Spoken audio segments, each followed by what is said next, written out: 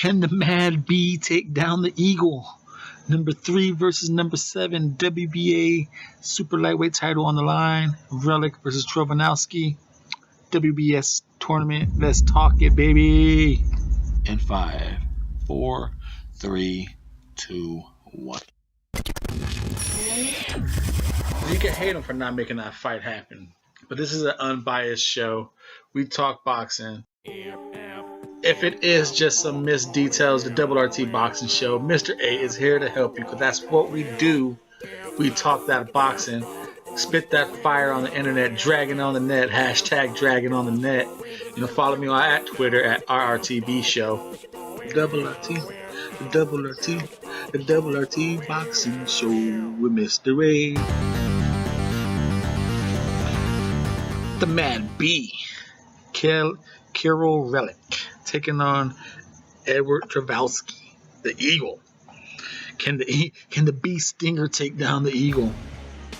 Now, this fight was supposed to this year's tournament, at least for the super lightweights, not so much the bantamweights. It had 2 fights that got postponed so they could be entered into the tournament. That was the IBF fight of Baranchik and Yigit. Well, Yigit got hurt, but then the rematch was supposed to take place. Well, not the rematch of the fight itself, but got postponed and then put into the WBS as a quarterfinal round. They didn't take away the title, the eliminator, because of course that's a whole other thing. We'll talk about how that fight is made. And in this fight, the WBA number 1 mandatory Eduard Troyanovsky is taking on Kiryl Relikh, and they asked Troyanovsky when they invited him to enter the tournament. He says, "I'm only going to be in the tournament if I still get my title shot my first round."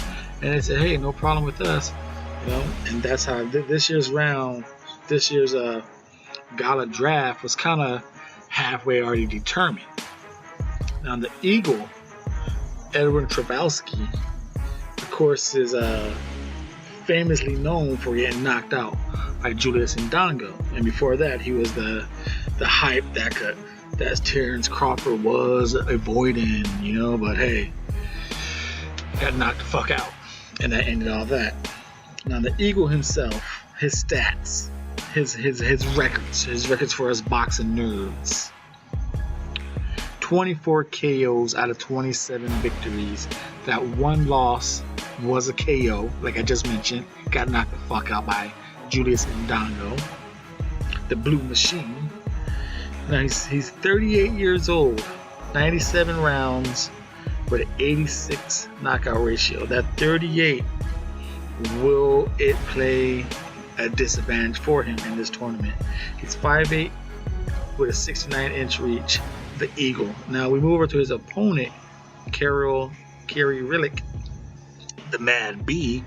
His knockout ratio dips down a little bit at 79. So 86 to 79, a 97 round experience. But he comes in 19 KOs out of 22 with 2 losses with no KOs. So his losses go to decision, and one of them we recall was against Rancis Bartholomew, and that was a so-so. And then he lost to Ricky Burns. So his 2 losses are, you know, he holds his own definitely in his losses. Now he's an orthodox fighter. He's 5'9" as well with a 67.5-inch reach. So I believe he's given up, what I just say, 2 inches on the reach, a 69 to a 67, but he's an inch taller.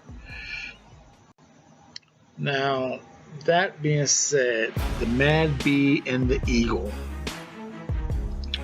both these guys lack head movement, so it's going to be an interesting fight.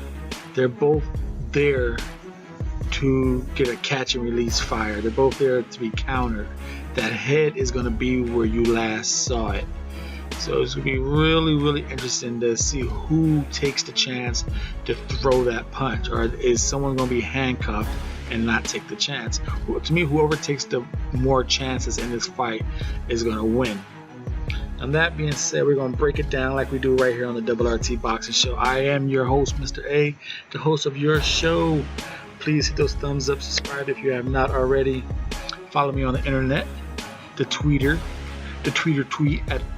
RRTB show, RRTB show, you know, hashtag dragon on the net, because this show and the tweets are fire, spit that fire hot shit, you know. Even though they said this has nothing to do with this fight, shout out to my man NBT. You know, me and him got a little spit and spat going on for the White and Parker fight. You know, and shout out to Boxing Squared. If you guys know those channels, you know, go check them out. They're friendly folks to help me out. So go check those 2 channels out. Now back to this fight here. Relikh and Troyanvsky. Like I said, both these guys are there to be hit. They lack head movement. Now the 3 check boxes we're going down is leg movement and feet to legs. I'm going to go with Relikh on this one. Relikh. I believe he's faster on his feet. I believe he could get himself into punching position for the next punch, and he's able to deliver combinations with power in all his punches due to his feet placement. I do believe he uses the ring faster, and he's able to like walk you down or cut the ring off when they do. I think he's able to do it faster with his feet. While Troyanvsky, kind of a wide stance. His 1-2 punches with his feet tends him to lean over sometimes. So I'm going with the feet and legs of Kiryl. Now defensively, like I said, both these guys' head is where it's going to be. So if you take the chance and throw with them, whoever takes a chance to throw with their opponent, their head's going to be right there, and they have a great chance to land a devastating shot. Now, like I said, to me, Relikh's weakness in his defense is his lack of head movement, and overall he's kind of, both these guys are up and down straight up fighters, but Relikh, he'll throw combinations and leave his hands a little low, so his head is going to be there, while Troyanvsky, he has a bad tendency of his left hand's low, so when he brings his jab, he brings his left hand low, and then when he throws a straight right, his left hand is low again. So he's either way, to recoil you, he could be countered over, and when he throws his right hand, you could offensively count him because he's just open here. So I think Troyanvsky has a bad defensive gap between his offense and defense transition, while Relikh, he just brings his hands too low sometimes. No, like I said, both of these guys has bad head movement. It's there to be hit. Now offensively, I'm going with defensive Relikh, by the way.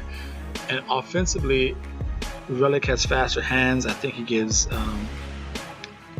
faster combinations. I think he has. They both got power in both fists, I think. Yeah. And I do believe, even though Troyanvsky probably has a little edge in power, he doesn't throw enough, I think. But I give him the stronger jab of the 2. But I think a more controlling jab is Relikh's. I think he pumps it out there more to control, while I think Troyanvsky is more of a setup jab. Now, like I said, offense, I'm going to go with not Eduard, the champion Kiryl. Relikh. I think his hand speed, his combination punching, a mixture of up and down, weaponry, his uppercuts, his offense selection, I think he's just better. While Troyanvsky does have a step back right check hook. It's dangerous. So if Relikh is on fire and coming forward, Troyanvsky can just step back and check the shit out of him with that right hand. So it's done. Now that being said, I'm going to pick by unanimous decision. I'm going with the champion here. I think his movement, his punch selection, I think he's just going to outwork Troyanvsky. I think Troyanvsky's going to spend too much time in that European 1-2 style, looking for the shots, and I don't think Relikh's gonna be there for the 1-2 constantly. And when he is there for the 1-2, I think he's gonna answer back with more volume of punches to cancel what Troyanvsky has just scored. Now, what I do see, if Troyanvsky was to win, it's gonna be, like, I think the aggression of Relikh coming in and getting countered with a step back right cross. That's what I think will drop him, you know, and kind of help the fight out for Troyanvsky. But like I said, I think Troyanvsky leaves himself open, brings his left hand too low back on the jab, and when he throws that right, he's just too wide open. And I think Relikh has enough hand speed to offensively and defensively counter that. So I'm going with the champion by a unanimous decision, Relikh, right here on the WRT Boxing Show. I'm your host, Mr. A, talking that fire, spitting that dragon on the net shit. You know, thank you for tuning in. I appreciate all your time and support. Leave a comment down below. And like I said, if you're a new viewer and you have not subscribed, help the 364 subscriber list go up to 500. I appreciate it. Give my thumbs up to you for watching me with your time and support. Follow me on the Twitter at the RRTB Show. And go check out my boys in NBT Boxing. Even though Parker is going down, you can still watch his show. And go watch Boxing Squared. Good guys.